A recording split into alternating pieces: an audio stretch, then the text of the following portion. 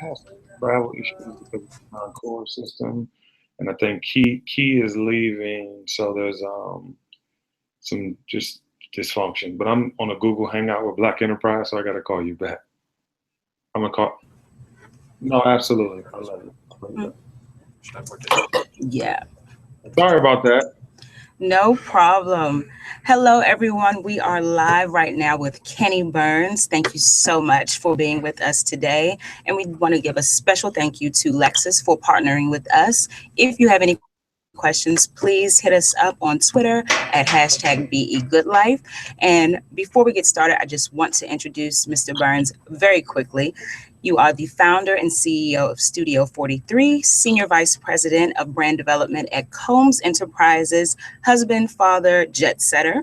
You are from Washington, D.C., Yeah. and previous jobs include VP at Mariah Carey's Monarch Music, executive at Rockefeller Records, fashion designer at Ryan Kenny. I mean, is there anything, did I miss anything? I mean, there's a lot, but it's fine. It's fine. I'm sorry. That was a great start, and I appreciate it. Well, listen, you are the ultimate jet setter. You are the lifestyle specialist. You know everything that there is to know about culture. You have been in the entertainment industry for over 20 years. So the first thing I really want to get into is your work-life balance. You know, people look to Black Enterprise for how-tos and career strategies. So knowing what you know now, what would you say has been the strategy to your career success?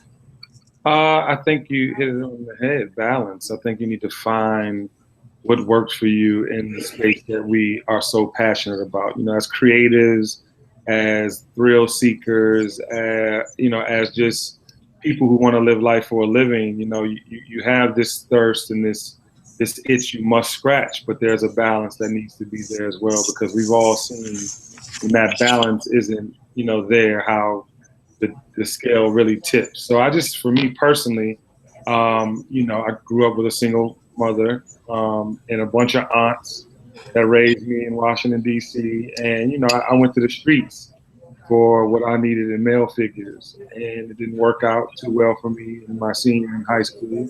And I just decided right then and there, like, this wasn't who I was. I was in the courtroom looking at my entire family, like, no, like, you have braids, you're in shackles and an orange jumpsuit. This is not, I'm like, no, it's not me. I don't want to do this. So, I think, the life experiences obviously to date have gotten me to become this lifestyle maven and this contributor to pop culture. But it was all the struggles and disappointments and failures that, led me to this happen. Now, how do you start your day? Do you have a spiritual practice? Are you, a big health nut? How do you really set the tone for your day? First of all, when I open my eyes, I say thank you. And I'm thankful for obviously being able to be married 16 years and have two children and in a business that's unforgiving to family. I'm thankful for the opportunity, now to have my second home in LA. So like most recently, I've been sleeping in my new house, and obviously my family hasn't joined me yet. But I wake up, I touch my furniture, I look outside, look at all the green, lush, and palm trees. I'm like, is this me? This is me. Thank you. I'm so thankful. Right? So, I mean, just really appreciating your immediate surroundings. And I think, from the smallest to the biggest, as long as I've been, doing me, I've just been thankful. I mean, I'm a very blessed person and I'm thankful for the blessings that I receive. I think that I put myself in positivity's way. I put myself in money's way, but I do this by waking up with that energy and that spirit and that zest for people, quite honestly. So I just wake up every day thankful. I get my green juices, my veggie harvest from Jamba Juice. So I try to do the purity and put back in my system to start my day. And then I'll mess up around 1 or 2 o'clock and get me an oatmeal raisin cookie from Starbucks. But I start off right. That's good. You got to start off good and then have your indulgences out the day. I'm partial to oatmeal cream pies. So, wow. And that's really going, really going deep. Now, you have a lot of different businesses that you run yourself, that you work with. You have a lot of organizations that you work with. How important are partnerships in business, and how does having the right relationships drive your business performance? Yeah, there's definitely something to be said. There's no I in team. I think that for me, being a savant of sorts in the lifestyle spectrum, you know, I've always had pieces to my puzzle. I've always had people that have helped me get, you know, into the music business. You know, I was a party promoter when I started out in college, didn't know anything about the music business. And Claude Austin, Dallas Austin's late brother, and Dave Gates were like, "Oh my God, you promote these parties immaculately. Can you help us with an artist by the name of Monica?" I was like, "Sure," like, you know. But I think because, you know, I kind of put myself in perspective, people receive me that way, and, you know, by making those partnerships and keeping those relationships, I've been able to grow into the powerhouse in pop culture that I am today. And it's by blessing. I mean, you know, I always put my faith in everyone I meet. I give an opportunity without judging. You know, whatever you've done before me is what you've done before me. I judge you on face value in our, you know, new relationship. And you know, you get the opportunity, and, you know, people know that I've been friends with for 25 years, and people know I've been friends with for 2 weeks, because I am a Scorpio, and I will cut you off. One thing that you hit on was that you put yourself in money's way. Yeah. And if we go back to networking, it's almost like fearless networking is what you were able to achieve. You moved from DC and you went straight to Atlanta with the whole purpose of getting into this music industry, this industry that you had no relationships. I don't know if you had any family in Atlanta. That was a really bold step. How did you take that step? Was it just something innate pulling at you? Was it just a real decision to say, I'm going to go down here and get in this industry? What made you take that leap? Yeah, well, my cousin actually invited me to Freaknik, is why I went to Atlanta. And I was a basketball star in DC, and, you know, things didn't work out the way I wanted them to for some of my decisions that I had made. And I went to Freaknik, and I just saw all these people from all over the world, that, you know, country world, that were like me. And, you know, my cousin had built me up to be a big figure, you know, street guy, so all these people knew who I was. But by the time I came there, like, it was really plug and play. So, you know, when I saw Puff do at Howard University with parties and the whole personality thing, I took him to Atlanta. Shortly after I got there, we did some parties, became party guys, introduced Atlanta to some of pop culture's greatest artists ever, like Biggie and Jay-Z. This was a part of the fabric that was becoming, you know, the new generation of leaders in hip hop. And, you know, like I said, I've always had the thought that I wanted to be bigger than my circumstances. You're from Washington, D.C., there's a crab in a barrel mentality that's handed down from generation. A lot of our parents and uncles and aunts and you know, elders have been in D.C. their whole lives. They've been outside of Maryland, Virginia. If you move from D.C., you move into Maryland. Yeah. You go, or you come back. So maybe Virginia. Yeah, my mom, she was not that person. My mom had left D.C. several times. I lived in San Francisco. I lived in Detroit. I mean, San Mateo. I lived in Detroit. Like, growing up, we were gone. She called me a hot dog and bean baby. We lived on that, and we moved accordingly. So, you know, I've always had it in me. And from her, I got that, you know, that spirit that, you know, you can just go and do. And I ran into some hardships, and it was time for me to go, because I'd have been a statistic. I didn't want that for my life. Nice. Now, you wear many hats. You're an author, you're an entrepreneur, you're also a corporate executive. With so many responsibilities, and this also goes back to teamwork, how did you have the opportunity and the time to launch Studio 43? Studio 43 became my passion project because I actually created the company when I did a bad business deal. I had a company by the name of 2620, and we were the party, you know, the party kids of Atlanta. We were the ones who brought Jay-Z, we brought everybody, my cousins and dear friends, right? So from that, I went and did a business deal with a girl group named Dream. Dream was the second highest debut pop act in the history of girl groups. We signed them with Bad Boy Entertainment at the time. And I sold my soul, but not my soul. I would never sell my I basically signed over my company, not thinking about, you know, the repercussions or what I was really signing, because I wanted the money. It was $100,000 in my face. I was like, I want that. I knew that. And basically, I lost my company name, which was one of the most valuable lessons I ever learned. And then I had to create a company because I then separated from my then partner and started Studio 43, which was a management company. So the company, after the girls and I parted ways, kind of sat dormant for a while. And then I was at Rockefeller Records and I had the company and I was like, I want to do something for people. So the first group I wanted to sign was UCB. It was a go-go band. I know UCB. Yeah, that's really good friends of mine to this day.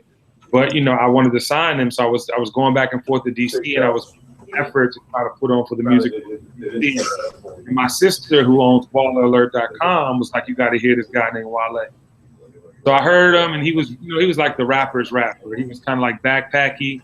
I got with him though because he was really talented, and he had these go-go hip hop fusion records that are produced out of DC named Southeast Slim did.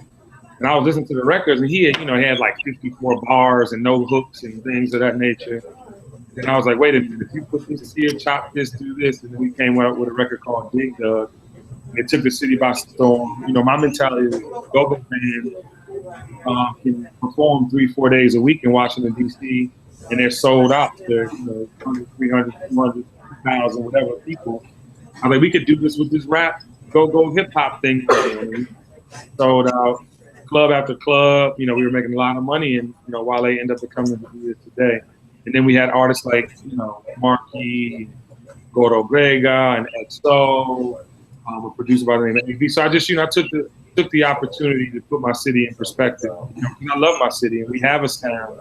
And if you look at what the Philly sound was, really that's go-go to me on a lot of levels. But we haven't had the time for recognition. Now, what makes Studio 43 different from other pop culture websites? So after that, I'm glad because I forgot that piece of it. But after the music movement happened, I decided, because I was doing a lot of consulting for corporate clients, from Heineken. I created the Heineken Red Star Soul Tour, which I hosted for 4 years, and featured home team artists like Raheem Devon all the way to Alicia Keys and on, so on and so on. And then from that, we did the Moet Hennessy relationship with with Bacardi, then went to Grey Goose. And I was rock with Studio 43 was kind of this maven in the backdrop for me, Kenny Burns, the brand. And so eventually I was like, I traveled to all these amazing places. People are always asking me, wow, like you took Grey Goose from a non-participant in pop culture, meaning with acts or people of color or artists in general, and then you had them do a campaign with Trey Songz. You went to Paris and kind of showed the way that you come up with the spirit, and the wheat feels that it's grown. And I just became this lifestyle, and it was involving fashion, it was involving music, it was involving spirits. So Studio 43 just became that regurgitation, me being passionate about many things in pop culture and sharing with my supporters and followers and fans, on what I think pop culture is. Now, with Studio 43, I'm glad you said that, because you are known as the lifestyle specialist. You are known for, shifting perspectives with regards to Black culture. What do you look for when you're looking at new artists and people on the come up? What is it that you think that you see that the next person just tends to miss? Yeah, I love that. I want you to move. I want you to make me have an outer body experience. When I was growing up and my mama would play, Golden Time a Day by Frankie Beverly, I felt the way. Like when I would hear Chaka Khan, like I would hear all these greats. And then even when Jodeci came out with their first album talking about Forever My Lady and the abilities and the amazing ability to sing, I was floored. I mean, even Guy, like with Piece of My Love, and like, I want you to move me. When I heard Rakim for the first time rap, my favorite album of all time is Paid in Full, Eric B. and Rakim. I mean, Rakim was like, searching for a 9 to 5. If I strive, then maybe I'll stay alive. Like he was saying things, I'm just want to be street, light skinned, confused. Oh my God, I'm a thug. No, I'm not. But it put life in perspective. So if I hear you, if you present something, make me have an experience. Make me feel that passionate about you and your product. Because to be honest, with the internet, you're missing that. You're missing. By the time you see someone, short of the hook making you successful, short of the melody in your song, it's not that, so I just want to bring that authenticity back. If you approach me with anything, please be authentic. Nice. Now, if we could just transition into branding, because you speak at schools nationwide, you talk about branding. This Tuesday. You're going to be at Morehouse? Morehouse this Tuesday. Nice, nice. Okay, so Jamila Lynn's class. I think it's 102 students. nice. And you go around the country, you speak about branding, you speak about, embodying the brand. So what can small business owners and entrepreneurs learn from the music industry in terms of marketing and branding? Well, first of all, for all the young entrepreneurs, the young marketers, to promote or market a brand, you have to become the brand itself. I mean, if you are being sought after, if you're applying to, if you have an idea you think you change the face of a respective brand, you have to become that. You have to be able to speak on that brand and make the person you're talking to feel, but more importantly, want to buy into what you're talking about. So, it's, a lot of presentations I get. I was, funny story. I was walking to Revolt Live, which our offices are in LA and other studios across the street. And it was this guy. I mean, his ability to find all of the hierarchy in this company was amazing. He was passionate about it. He was going, but he was almost stalkerish, to the point where it's like, okay, I admire the tenacity and you wanting to get in touch with someone. But then you walked into Kenny Burns outside on the street and you came up to me and the first thing you said, not even in a confident way, was like, please, just please. And I'm like, and clearly he knows my route because he met me on my route. You know how far I have to get to where I'm going. That's how far you have to make a pitch that's going to engage me and make me want to support you. There's no, because I'm a lifestyle maven, there's no tricking. There's no, we're going to say whatever happened. That's not, I can't co-sign that. But you have this block and a half. So I get to Revolt Studios to tell me what you want to do. And it's so funny because he just sent me a letter, and I wish I had the letter in front of me. I would read it. He's like, Kenny, you referred to me as a stalker. Gave him a one-on-one right then and there. I said, if you have the opportunity, when I had the opportunity to meet Andre Harrell, right? Andre Harrell was the head of Motown Records. He had created arguably some of the greatest R&B acts, inspired Puffy and his movement. When I knew I could meet Andre Harrell, I had to do my research. From the little things like knowing he liked light-skinned women and Dom Perignon to what was missing at his company. And when I met him, I did not have a glitch in the matrix. I was ready to have the conversation. I had the light-skinned girl in Dom Perignon, and I also had the conversation that got me a job that Monday. That Monday, so when these kids come and they tell me, well, I could do this, and I'm talented, and I trust me, I've met some of the most talented millennials. This youth culture is the most talented I've ever. The lazy, all that talent, they are lazy because they feel like they can upload it, and it's gonna just change their lives. They feel like they can upload it and they can put it out there in the social sphere, the digital sphere, and think it's just gonna be okay. But no, you have to be able to speak. You have to be able to communicate with your mouth so that your talent or your creative can be heard. Nice. So there's a few things we got from here. You need to know what it is that you're talking about. If you have the opportunity in front of you, such as the gentleman who did, you got to know what you're talking about. And you got to use that time wisely. And it's more than just uploading your product or service. You have to really embody it. You have to water the seed. You really have to water it. Especially entrepreneurs, because you're selling your passion, your creation. No one can sell you like you. No one. And if you're depending on someone else too, you're taking 100 steps back. Now you have you mentioned Andre Harrell. You've also worked with Keith Klinkstell, obviously Mr. Combs. What are some life lessons that you have gleaned from them over all of these years? I've learned a lot and I mean this in a positive way. I learned a lot of what not to do from all of my mentors. And I don't really give the mentor title, loosely. Andre Harrell taught me about lifestyle. He taught me about, you know, basically what Black culture means to popular culture. And I began, when I was under his tutelage, to implement that in my life. From the way my home decor and my art collection to my passion with watches and fine thread. You know what I'm talking about? Like, he taught me, you know, he wasn't always the flyest. I was always fly. Okay, all right, just make that clear. But the lifestyle piece he wrapped around me, and it's been with me to this day, you know. And obviously, I mean, Puff is arguably one of the greatest contributors to pop culture in the last 2 decades. So I've learned, I mean, and we have historic wars and battles, but I mean, you have to respect what he's done for the culture. And without an icon like Sean Combs, I wouldn't be able to make the money I make a year for being a kid with no college degree and pure passion and creativity. You know, he opened up the lane for a lot of us. And is another awesome street, like, you know, he incorporated the street team. I felt like simultaneously back then I was doing the same thing. He was way more plugged, but as I got to have a relationship with him, I really saw the genius behind grassroots. And a lot of that came from Steve Rifkin and was instilled in me.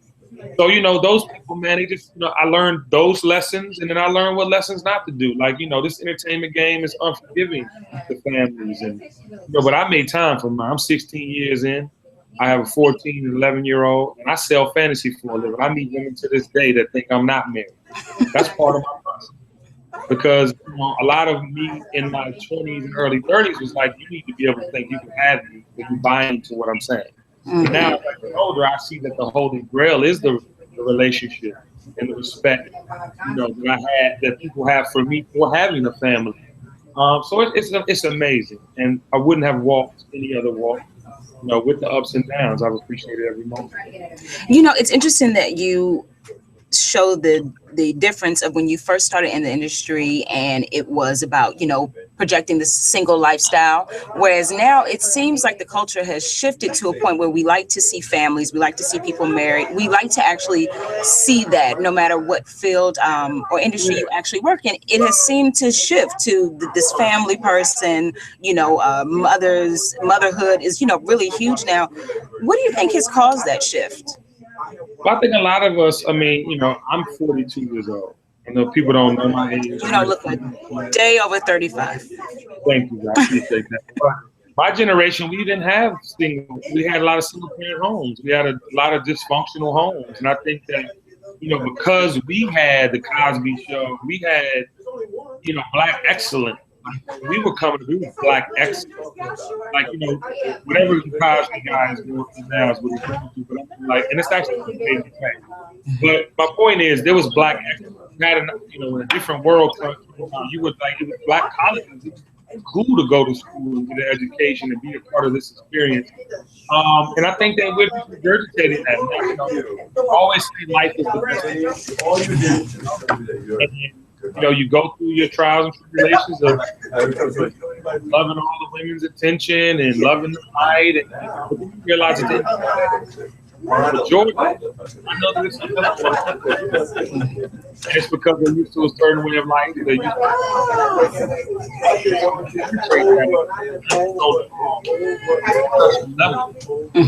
So, you know, I think that people want it. I think that's why I on the family side. All right. Nice. Now I want to switch back into branding. Recently, we've had a lot of public meltdowns between cliques. So you've had, you know, Dipset over the years breaking up. You've had MMG, Wale, and Meek Mills having an issue. And more recently, we've had Young Money. Now, from a branding standpoint, how do these types of public beefs affect business? How does it really affect the bottom line? And how can partnerships avoid these types of issues? Unfortunately, that's a lot of male ego. I mean, you know, as men, we're dominant. You know, we want to be in control. And when you have a group of talented men, I mean, it's, you know, it's inevitably, sadly enough, going to be some rifts. I mean, I think you know, I look at like my partner in Ryan Kenny, Derek Dudley, Common and Derek Dudley. Derek Dudley is also Common's manager. He's been in Common's life since they were teenagers. But they're two totally different people. Common has a light, he has a gift, he has a verbal expression that is needed in pop culture. Derek as the management skills to put that in perspective. And together they built an empire. And that was never a conflict because Derek never wanted anything. You know, he never wanted to be famous. And I think that when you have people that want to be similar people to pop culture or means, you know, have similar meaning to pop culture, you're going to have that. But, you know, I applaud people that can get back together. I left Rockefeller Records because I felt like I was a part of it from the inception. I promoted Reasonable Doubt. I set up the street teams nationally with a kid by the name of Ray Ray. And, you know, looking back, I was like, how can these two be breaking up? They've made hundreds of millions of dollars together.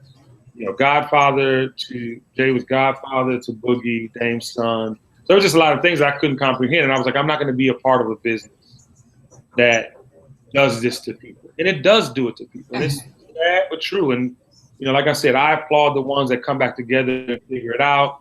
A lot of us need to understand, too, a lot of this shit happens when you're in your 20s and you're still becoming a man or woman and you are still figuring out who you are. And you can't really, you know, blame them. All that money, all that access, this person in this ear, this person in that ear, you just, you know, you go through it. Like I said, I applaud the ones that can get back together. At least be friends and be cordial. And I mean, that's definitely important, especially when you have, you know, huge ventures like this. Now, let's backtrack because you mentioned a war. That was your word. You said war. And I think we're referring to the Grey Goose Ciroc. At the time, you were working with Grey Goose. Did you want to work with Ciroc, or was this all a part of, you know, your master plan? How did that issue between Grey Goose and Ciroc start? And two, how were you all able, you and Mr. Combs obviously, able to rectify that and flourish now? Well, to the first part, it was definitely a part of my plan. I did not expect that evening to end up the way that it ended up. It was more of, I want you to feel my presence in my city. And Atlanta is my second home. I made my name in Atlanta, and I am unquestionably the party man there and the lifestyle guy there. And it's, you know, I just wanted to make a statement, and I made it. Unfortunately, it went to the levels that it did, but, you know, that's two Scorpios going at it. You know what I'm saying? And it's all in the love of sport. At the end of the day, there were things that as a young man I didn't understand, and now as a man I can get over and move forward with. And it all has to do with ego. It all has to do with testosterone and, you know, the alpha man thing. Now that that's out the way, or to backtrack a little bit more, did I want to work for Ciroc versus Grey Goose? Not necessarily at the time. When Revolt came into the forefront, Revolt is what I really wanted to do. The spirit side of it was a natural fit because of my ability to connect the dots, and I am the party guy. So that's why now I celebrate Ciroc and DeLeon accordingly. But the initial play was Revolt Television. I said to myself, I have a young, at the time, you know, 9-year-old and a 12-year-old. How can I influence culture in abundance? And that was through Revolt. You know, we were designing a platform that was not like traditional linear television. It was more like the internet.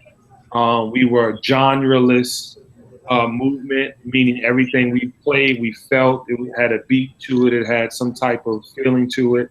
And I wanted to, you know, be that example for my children. And then when you talk to someone, when you actually sit down and communicate with someone, you see there's really no issue. You know, Sean is a very intense, aggressive, and creative savant. And with that comes all the things we deal with as executives here at Combs Enterprises. But it's worth it for the culture.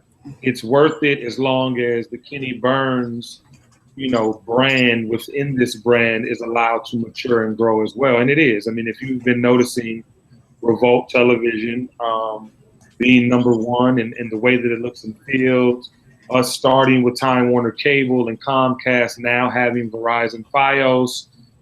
We have AT&T in our direct and near future sites. You look at De Leon Tequila. I've been making that look like I'm the most interesting man in the world, and I am a tequila drinker. Like, that is my choice of drink. So, the things that I try to tell people all the time when they resort back to my doc or my book, that's how I was feeling at the moment. Those were things I needed to say for me to be okay. Those were things I needed because, for me and for a lot of Black males, we don't go see therapists. We don't go and just try and get help because we looking at that shit like, I ain't crazy.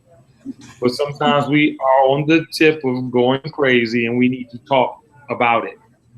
So that was my expression. That was my side of the story. And, it all worked out. Dame Dash and I, we saw each other at the Grammys. We hugged it out. Most recently, it was almost some other conflict with Dame and Puff, and I had to go get in the middle of that. But it's about men being able to speak freely, but with each other, not publicly. And, I think now, being an adult, a man, I can finally say I'm a man. I'm not a young man. I'm a man. And, we do man things now.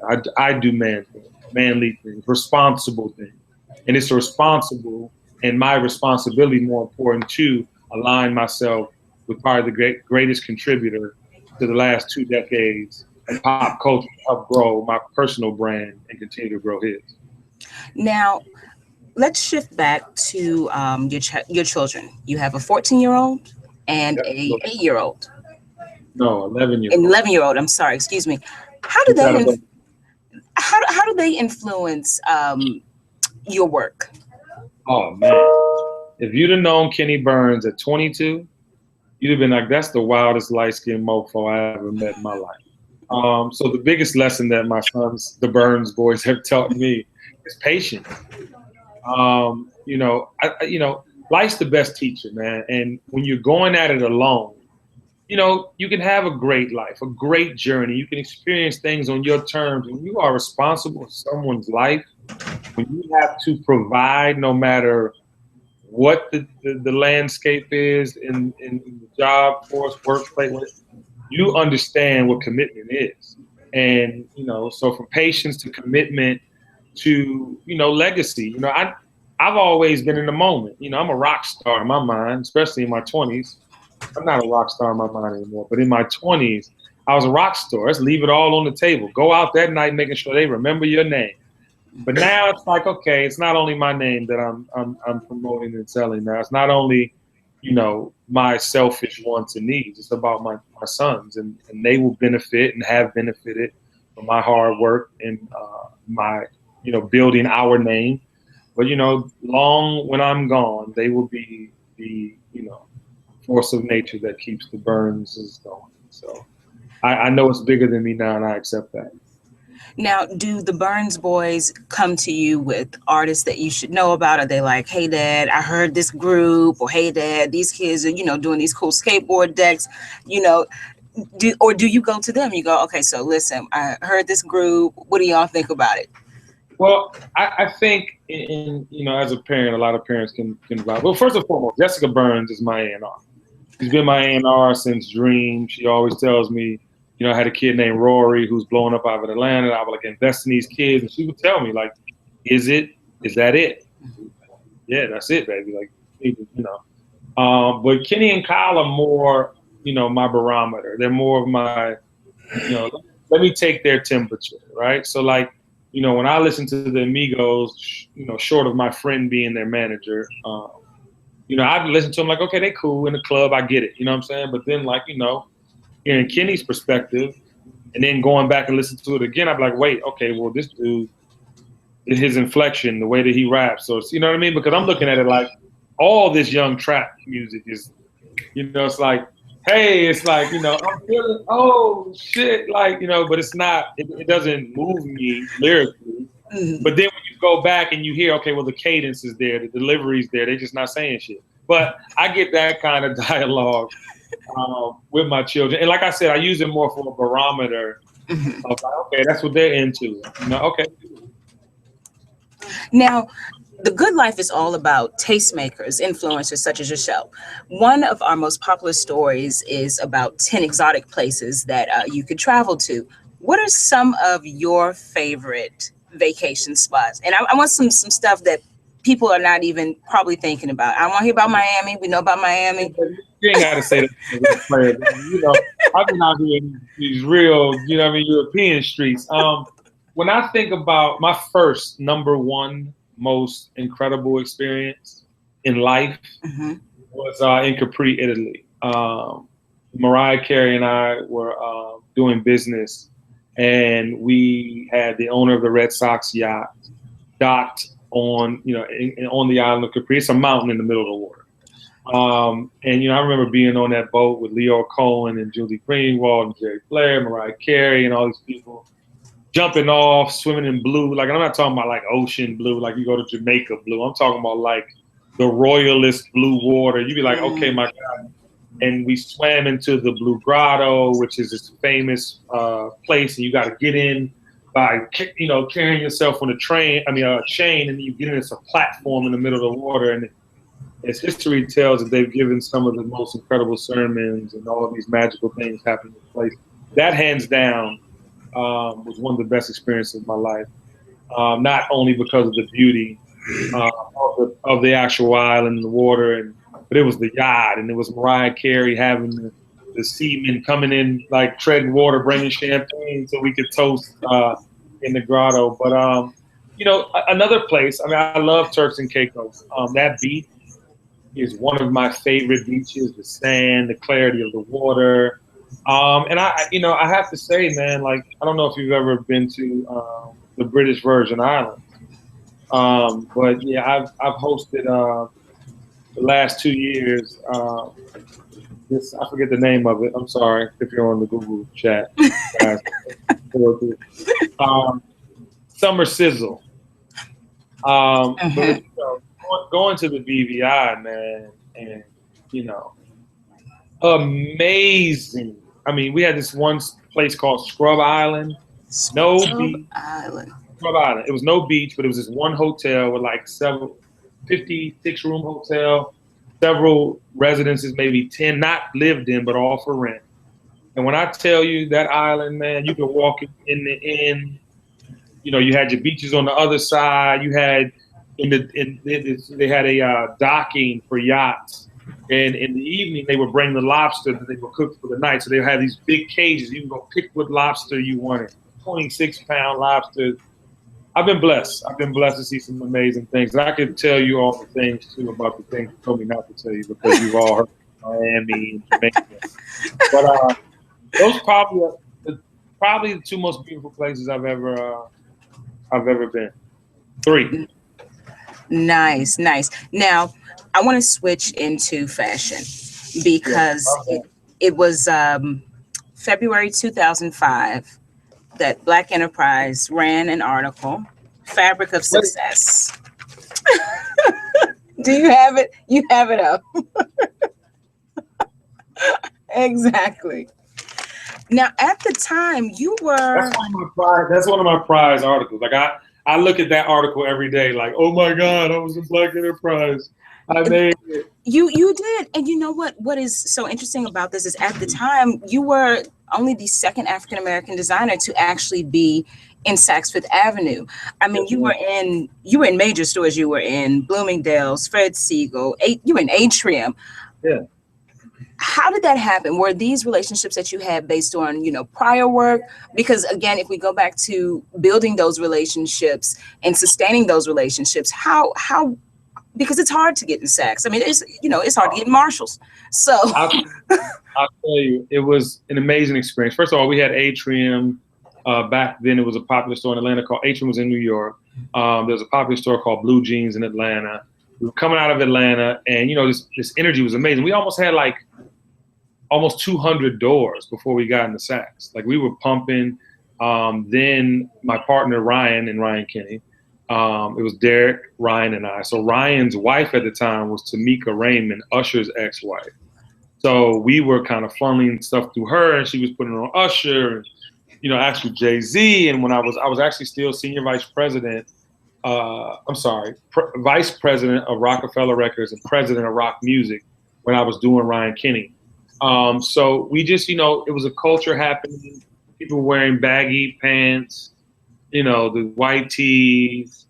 I just started dressing up every day. I was getting into my 30s. I was like, oh, let me get this grown man thing up. Jay-Z made change clothes. So we were just kind of like, inspiring what was happening. And we didn't really realize it. And then like, oh, wait, we're up to 200 stores?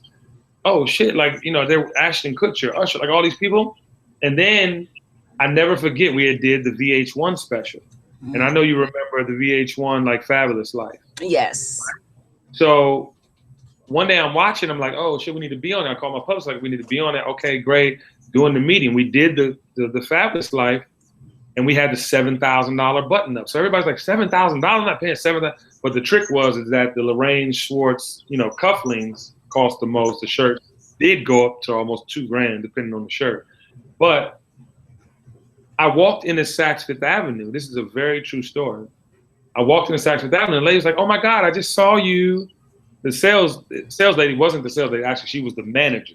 Okay. Like, I saw you on VH1 Fabulous Life. Like, this is amazing. We want to carry your shirts here in Atlanta. I was like, are you serious? So she's like, I'm dead serious. A month later, we were in Saks Fifth Avenue in Atlanta. We had did a trunk show. I mean, it was like, that never happens in the history of, but she made it happen, man. And we went to New York. We had all the meetings, and we got, a couple doors, and it was one of the best experiences of my life. Now, are you still working in fashion in any capacity? You see me on Instagram, boo. I see you. So I am passionate about it, but no, I haven't started another line. I will eventually. I think now, I was telling somebody the other day, I feel like I have my soul glow. You remember Enter the Dragon? Bruce Leroy was like, oh, I feel like I'm getting into my thing. So eventually I'll do it again for sure. Now, our upcoming Entrepreneur Summit is actually this May in Atlanta. Right. And if you haven't gotten your registration together, please do. We are almost sold out. #BE Summits, shameless plug. But what I want to ask you is, what are some hot restaurants, some hot places that our attendees need to know about when they come to Atlanta? You have to go to, and this is the Kenny Burns that's more health conscious. And I would send you to Chantrell's in the West End. I don't even know if it's still open, but the curry chicken tastes like Jesus made it. Okay. But I'm gonna give you my new list. Yabo in Phipps Plaza. It's a South African cuisine. Amaze balls. I also would suggest there are other restaurants, 10 Degrees South. They have different pairings in the restaurants, but those are both South African cuisine. Chipotle, no, I'm joking. The other one, so Yabo and 10 Degrees South. And then, I don't know if you've ever been to True Food in Lenox Mall. True Food has an amazing teriyaki brown rice bowl with broccoli and onions, but they have an amazing menu. I would also suggest Gio's Chicken, Gio's and Antico Pizza. So it's Gio's Chicken, Antico Pizza. Yeah, he built his own little Italy. It's off of North Side and 14th Street. The best pizza you'll ever have in your life. Okay. And probably one of the best personalities you ever meet if you happen to catch him there. So those would be my top suggestions. Okay. Now, we've talked about food. What about fashion? Where are some great places that people can shop and pick up something in case, they forgot to get a suit or they forgot to bring something to the summit? Yeah, there's an awesome new development that was built. It's actually on Peachtree. I forget the name of the shops, but it's, the Hermes, they have a Scoop over there. They have Helmut Lang, one of my favorites. I mean, they have a bunch of amazing stores. Phipps Plaza is another depot for you to go to, as well as Lenox Mall. And I think between those three spots, you can find everything. There's also a boutique in between the new shops in Lenox and Phipps, which is called Motor 404. Ask for Quasi. He has an amazing thirst for style. So you can probably pick up a piece or two there as well. Nice. So you guys, you heard it first. If you're coming down to the BE Summit, Mr. Burns has given you great places to eat, great places to shop. So add him at Kenny Burns after you've been to any of these places and give him a little testimonial. I'm sure he will appreciate it. Now we have about 15 minutes left. So what I would like to do now is do some quick word association. So I want to hear the first thing that comes to your mind. I'm just going to rattle off some words. And you ready? Yeah. Luxury. Lifestyle. Performance.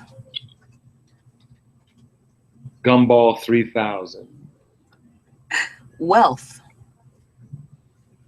The Burnses. Youth. Culture. Travel. A lot.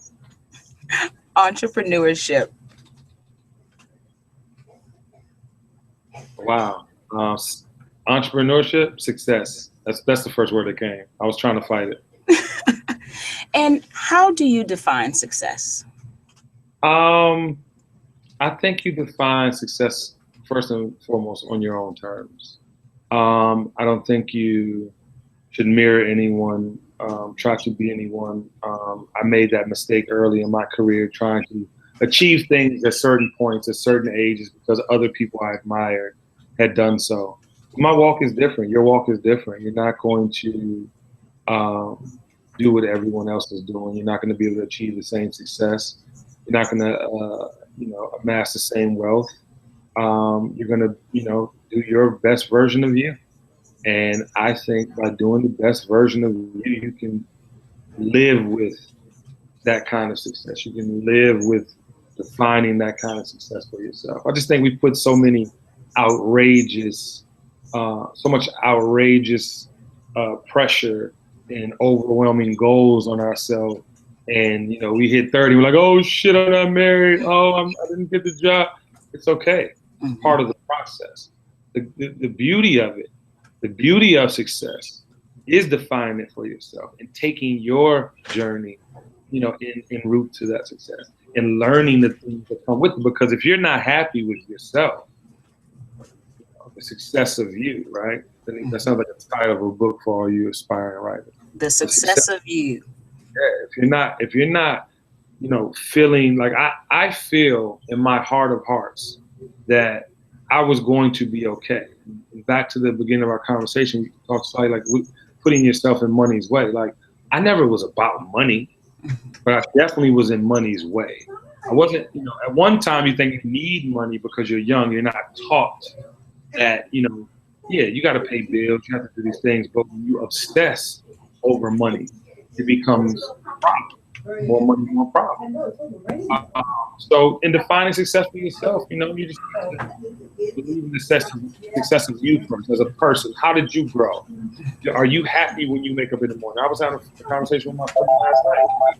Some people need drugs and alcohol every day to deal with people, to deal with life. So I think challenging yourself on that level and being cool with what it is, whatever it is. You like girls, you like guys, accept that. Don't live your life hiding. You want to be married, get a wife, have kids. You want a family, do that. Do the things that make the spirit in you happy, because you won't have success without it. You do speak a lot about spirit. Where does faith play a role? How does faith play a role in your day-to-day life? Yeah, without question, there's a God. I like to think of myself more spiritually, because right from wrong, you know what's right, you know what's wrong, you know what you're supposed to be doing, not supposed to be doing. If you look at any of the religions, from Christianity to Islam to, Judaism, like whatever it is, it's about right and wrong. It's about believing in something more than yourself. It's about taking the journey to figure out, like what your purpose is, why you're here, So I take from all religions. I was raised Christian. I believe in God. But, I think a lot of what has been written in the history books, which the Quran, the Bible, they're all history books, right? I think a lot of the history has been painted by man. So, to put your all in man's words, I think you just, put your all in God's hands and know that He has you, know that He is real, and that, your steps are ordained. Do you think you would have had the career that you actually have without that belief, without that faith? Realizing that it's bigger than me, absolutely not. I don't think I would have had the same success. But coming from where I'm from, being a guy from the street, I mean, I was raised with a lot of love, like I mentioned in the interview. All women raised me. But, I wanted to be in the streets. I wanted to be, I wanted to have, what I thought I should have. And a lot of it was from what I saw and didn't, wasn't taught about. But yeah, once I got over myself and realized it was bigger than me, absolutely. Spirituality, God, I mean, all played a heavy part in who I became, being who I am. Nice. Well, Mr. Burns, right quick, I know you guys have a new initiative, Revolt University. My favorite so far, besides Revolt Nation. Tell us a little bit about why you all launched Revolt University and how does it challenge traditional schooling and education? Well, I mean, I didn't go to college. I went to Morris Brown for a semester, didn't work out. I became the man I am. School taught me regiment. It taught me that there was a process and that you should learn, that you should learn in this process. But actually living life for a living taught me everything I needed to know as I've grown in my career. So, just thinking back to it, what was the original question again? Revolt University. How does it? Why did you start it? Yeah. So when I thought about Revolt University, initially it was for our internship program. It was for a partnership we did with Talent House, where we would give creatives an opportunity to share their creative with Revolt. If we love it, we put it on air. And then I was like, you know what? Well, this is an education process. This is a process to teach people how to go for their dreams, how to become a brand, how to market a brand, how to shoot, how to edit, whatever the creative process is. I think we can cover, and we are all experts here at Revolt at doing so. So the opportunity came to speak at NYU, New York University, and when we did it, it was 35 kids, and one of the best experiences I ever had, because you had a lot of kids who are millennials and can be assholes sometimes. So like I had like 3 in the back. They were just like the super questions for no reason, but it really was a reason because they didn't understand. They had valid questions. And I ended up winning them over with facts. And I was like, you know what? I need to go to every school, take my executive, counterpart, and we need to go speak to these kids and explain, because, one of the main questions, like, well, in a time of, all these Hulu and TiVo and everything, like, why would you guys do TV? And it was like an abundant question. But the answer was because TV is never going anywhere. The way that you watch it may change. The way you consume it may change, but television is not going anywhere. I mean, so, but it was a great experience, and it was a fruitful experience because I got to learn from the students as well of what they were thinking and how I can go back to Revolt and plug and play. But the most valuable information obviously came from me through my experiences, which a lot of them will soon be encountering. So, I think that this opportunity to get the education from the Revolt professors, Professor Burns and his counterparts, will allow you to get the real life experiences as we grew. This is a 20-year opportunity you have, right? In an hour or 2 hour span. To live and learn through experience versus textbook, and so I love it. We're maturing it as we go along with it. We are speaking at Morehouse this Tuesday to Jamila Lynn's class. I think she's combining 2 classes. It'll be around 102 students. Obviously, school is ending, so through the summer we'll be setting up programs where we have kind of town hall discussions, group discussions. Maybe some Google Hangouts with Black Enterprise. Hey, we're here. Yeah, and just grow the conversation, grow the discussion, because, we don't, much like institutions, they profess to know everything. This is an opportunity for you to talk to real people that might not have the answer, but will have the majority of the answers. And more importantly, give you another perspective. And that's what Revolt University represents. Nice. Well, Mr. Burns, I just want to thank you again for giving us your time and your energy today. Do you have any final parting words for the Black Enterprise audience? Yeah, just lose the emotion and keep the passion. I think as creatives, we're all so passionate daily about what we want, and what you want and what you need. 9 times out of 10 are two different total things. So I would just leave you with those words, and I wish you the best. Thank you. And once again, thank you to Lexus for partnering with us to bring you the BE Good Life. Don't forget, we are doing another live Google Hangout at a private event this Friday between 4 and 5 p.m. Eastern Standard Time. So follow us again on Google+. This is Sarita Wright, Social Media Manager at Black Enterprise, and Mr. Kenny Burns, Lifestyle Specialist Extraordinaire. Mr. Burns, thank you so much. Thank you, beautiful. I appreciate it. Bye-bye.